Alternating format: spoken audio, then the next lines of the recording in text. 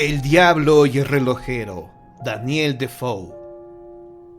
Vivía en la parroquia de St. Bennet Funk, cerca del Royal Exchange, una honesta y pobre viuda, quien después de fallecer su marido, tomó huéspedes en su casa, es decir, dejó libres algunas de sus habitaciones para aliviar su renta.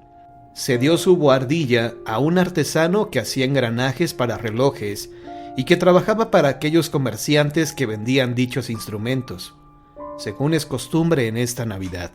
Sucedió que un hombre y una mujer fueron a hablar con este fabricante de engranajes por algún asunto relacionado con su trabajo.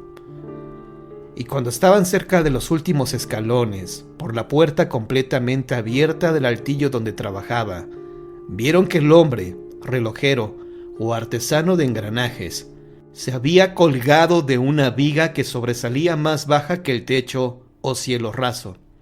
Atónita por lo que veía, la mujer se detuvo y gritó al hombre, que estaba detrás de ella en la escalera, que corriera arriba y bajara al pobre desdichado. En ese mismo momento, desde otra parte de la habitación, que no podía verse desde las escaleras, corrió velozmente otro hombre que llevaba un escabel en sus manos. Este, con cara de estar en un grandísimo apuro, lo colocó debajo del desventurado que estaba colgado, y subiéndose rápidamente, sacó un cuchillo del bolsillo y, sosteniendo el cuerpo del ahorcado con una mano, hizo señas con la cabeza a la mujer y al hombre que venían detrás, como queriendo detenerlos para que no entraran. Al mismo tiempo mostraba el cuchillo en la otra, como si estuviera por cortar la soga para soltarlo. Ante esto, la mujer se detuvo un momento, pero el hombre que estaba parado en el banquillo continuaba con la mano y el cuchillo tocando el nudo, pero no lo cortaba. Por esta razón la mujer gritó de nuevo a su acompañante y le dijo: «¡Sube y ayuda al hombre!». Suponía que algo impedía su acción, pero el que estaba subido al banquillo nuevamente les hizo señas de que se quedaran quietos y no entraran, como diciendo: «Lo haré inmediatamente». Entonces dio 2 golpes con el cuchillo, como si cortara la cuerda, y después se detuvo nuevamente. El desconocido seguía colgado y muriéndose en consecuencia. Ante la repetición del hecho, la mujer de la escalera le gritó: «¿Qué pasa? ¿Por qué no bajáis al pobre hombre?». Y el acompañante que la seguía, habiéndosele acabado la paciencia, le empujó y le dijo: «Déjame pasar, te aseguro que yo lo haré». Y con estas palabras, llegó arriba y a la habitación donde estaban los extraños.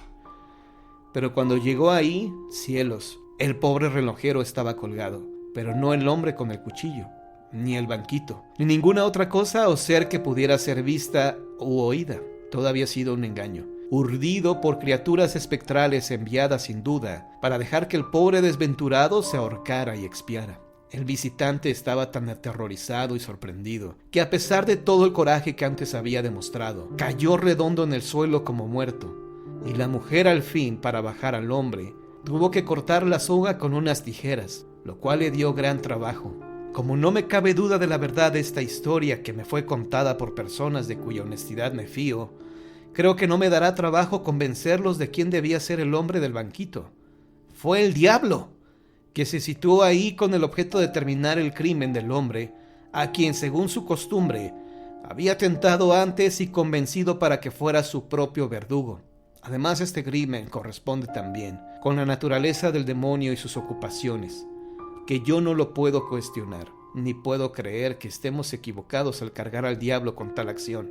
No puedo tener certeza sobre el final de la historia, es decir, si bajaron al relojero lo suficientemente rápido como para recobrarse, o si el diablo ejecutó sus propósitos y mantuvo aparte al hombre y a la mujer hasta que fue demasiado tarde. Pero sea lo que fuera, él se esforzó demoníacamente y permaneció hasta que fue obligado a marcharse.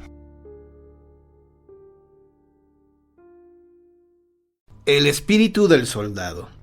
En muchas ocasiones había escuchado la historia de un soldado que deambulaba por la carretera que lleva de Veracruz a Cardel. Algunos transportistas afirmaban que por las noches habían podido ver a un militar que caminaba por la orilla de la carretera con una linterna en la mano. Sin embargo, era extraño porque estaba en medio de la nada, donde solo había plantaciones de caña. Además, al detener su vehículo para hablar con él, nunca lo encontraban y decían que la silueta se perdía en los límites de un río. Movida por la curiosidad que nos caracterizaba a todos durante la juventud, conseguí que mi maestro y otras 2 personas me acompañaran a ese río, pues quería hacer contacto y ayudar para que el espíritu dejara de penar. Pero entonces no sabía del error que cometía, y jamás me imaginé lo que me esperaba. Llegamos al sitio indicado una tarde y alistamos todo lo necesario para pasar ahí la noche. Llevábamos lámparas de baterías, quinqués, casa de campaña, cobijas y alimentos. Muchos lugareños se sorprendieron al enterarse de que nos quedaríamos ahí toda la noche, pues estaban convencidos de que el lugar se encontraba hechizado y relataban historias acerca de las personas que pasaban por ahí de noche, las cuales se volvían locas o terminaban ahogadas en el río. No hicimos caso y nos dispusimos para celebrar una sesión espiritista. Justo a las 12 de la noche, sin embargo, no habían dado las 10 cuando empezamos a oír lamentos, gritos de dolor, galope de caballos y muchos otros ruidos extraños que no podíamos ubicar de dónde provenían. De repente, pudimos ver varios espectros de mujeres que parecían lavar ropa al otro lado del río, y finalmente hizo su aparición el soldado, como si flotara sobre el agua, dirigiéndose hacia un puente cercano a donde nos encontrábamos. Empezamos a rezar y a lanzar algunos hechizos de protección para que esas almas condenadas no nos atormentaran más, pues su energía era tan densa que incluso costaba trabajo respirar. En algún momento las lámparas empezaron a parpadear y terminaron por apagarse. Solo nos iluminaba la luz de un par de quinqués que nos ayudaron para guiarnos hasta donde se encontraba un enorme garrafón con agua bendita que habíamos preparado para la ocasión. Mi maestro la regó haciendo un círculo a nuestro alrededor. Además, con el petróleo que teníamos a la mano, formó un círculo de unos 20 metros. Lo encendió y todos nos colocamos en medio. Nos rociamos con agua bendita y tratamos de avivar el fuego con algunas ramas y hojarasca que teníamos a la mano. Ahora nos encontrábamos luchando por conservar la cordura y defendernos de esos espíritus que nos atormentaban con sus lamentos en su ir y venir sobre las aguas del río.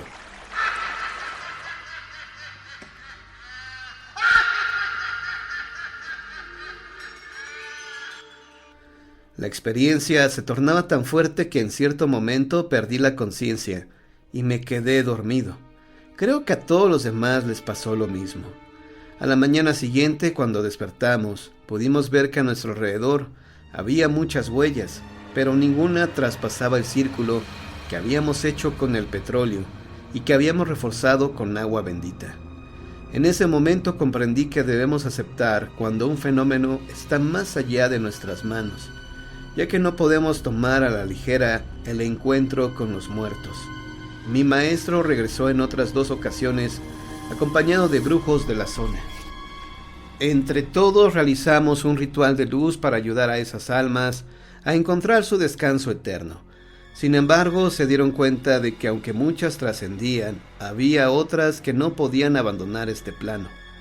Estas ánimas en pena habían pertenecido a varias mujeres y un soldado que fueron acribillados por la espalda cuando nadaban en el río y tuvieron la mala suerte de quedar en el camino de unos forajidos. En esta ceremonia los brujos y mi maestro se enteraron de que las mujeres habían sido ultrajadas, atormentadas y finalmente asesinadas a machetazos. El soldado intentó defenderlas, pero los forajidos lo obligaron a ver la escena, para finalmente acabar con su vida, matándolo, con el golpe de una gran piedra en la cabeza. Nada se pudo hacer para ayudarlo a encontrar el camino hacia el más allá, y se dice que seguirá en ese río por toda la eternidad, pues tiene una enorme sed de venganza hacia los bandidos que truncaron su destino.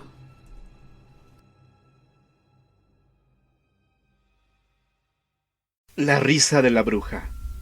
Fue por aquellos años de los 40 cuando don Eduardo Palomares compró una parcela cerca de donde los caminos de la 35 se juntan con el río Salado. Se llevó a vivir ahí a su hijo mayor, quien con su familia trabajaría la tierra que para todos daba. Eran los tiempos de bonanza por la producción algodonera. Luego de algunos meses de vivir en aquel rancho, una noche, la familia se quedó observando una luz que se desplazaba por los aires. En la lejanía, de un lado a otro, era como una bola de lumbre que poseía algún tipo de inteligencia, porque bajaba y subía por los barrancos del río buscando alguna cosa por el lugar. Largo rato contemplaron aquel extraño ser, hasta que lo vieron alejarse hacia la sierra de Lampazos. Quedaron fascinados y empezaron a hacer conjeturas sobre aquello que acababan de observar. Pero mucho tiempo tuvieron para pensar en el hecho, ya que se volvió a repetir durante muchas noches. Un día, Josué, nieto de don Eduardo, se propuso de una buena vez acabar con el misterio, y tras darle vueltas al asunto, por la tarde ensilló su caballo, y cargando rifle y machete, avisó a la familia de sus propósitos.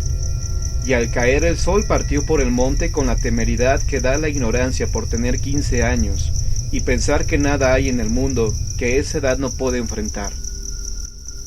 Sin prisa, avanzó por veredas entre parcelas y pastizales hasta llegar a las orillas del Salao, a la altura por donde se veía llegar aquella bola de fuego.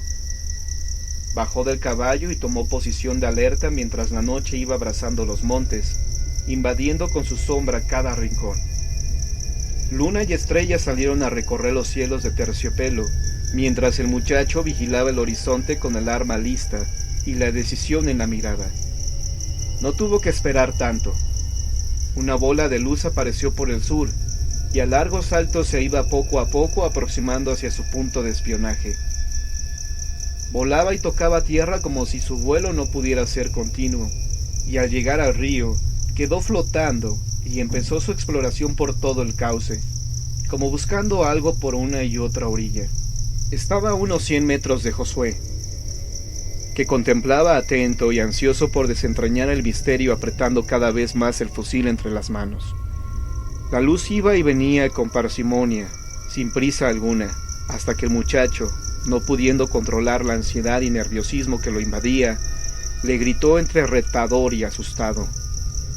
La luz quedó quieta y se apagó por un instante.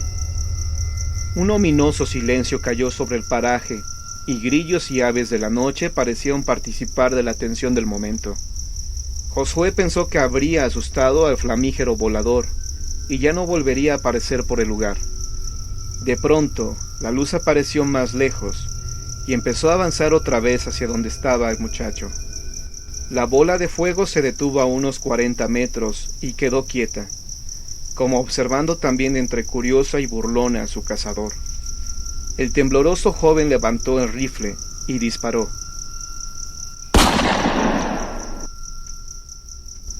El disparo apenas motivó un pequeño movimiento en el volador. Como buen anahuaquense, Josué era diestro en el tiro con diversos calibres, y lo sorprendió haber errado el disparo. Así que se repitió el fogonazo, y disparó una y otra vez. Fue entonces cuando se escuchó una carcajada de mujer, la cual le heló la sangre.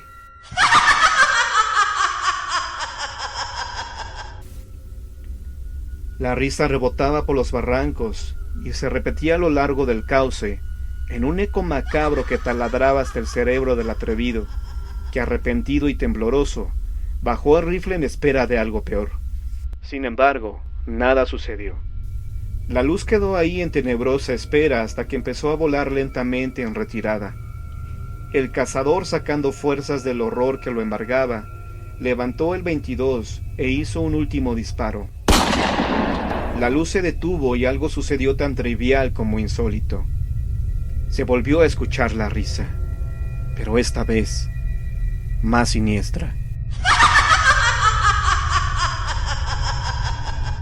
La luz se fue alejando lentamente, y Josué quedó ahí con el rifle, y el espanto le erizaba el cabello sin saber qué hacer.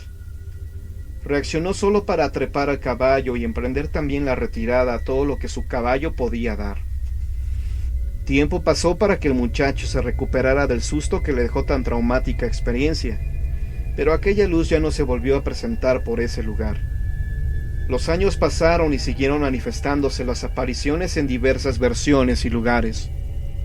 Pero Josué, ahora cansado del largo camino andado, y con el pelo encanecido, todavía recuerda una carcajada y una burla macabra que quedaron flotando para siempre en su memoria.